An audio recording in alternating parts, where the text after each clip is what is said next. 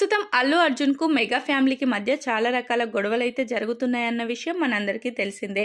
పవన్ కళ్యాణ్ ఎమ్మెల్యేగా గెలిచి మంత్రిగా పదవి బాధ్యతలు చేపట్టినప్పటికీ ఆయనకు కనీస మద్దతు కూడా ఇవ్వకపోయినా, ఆయన గెలిస్తే కలిసి కంగ్రాచ్యులేషన్స్ కూడా చెప్పకుండా అల్లు అర్జున్ ఉండడం అనేది కరెక్ట్ కాదు.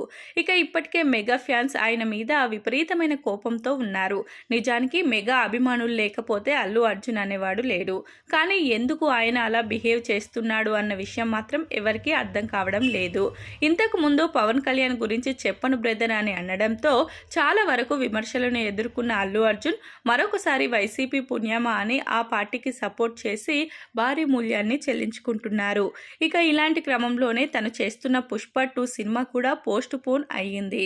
ఇక ఎటు చూసినా కూడా ఇప్పుడు అల్లు అర్జున్కి చాలా బ్యాడ్ టైం నడుస్తుందని చెప్పాలి. మరి దాన్ని గుడ్ టైంగా మార్చుకునే సమయం ఎప్పుడు వస్తుంది అనే దానికోసమే ఆయన ఎదురు చూస్తున్నట్లు తెలుస్తుంది.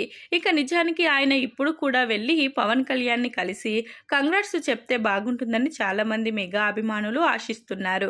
ఎందుకంటే తను కూడా మెగా ఫ్యామిలీ నుంచి వచ్చిన హీరోనే కాబట్టి తనని దూరం పెట్టడం మెగా ఫ్యామిలీకి కూడా నచ్చడం లేదు.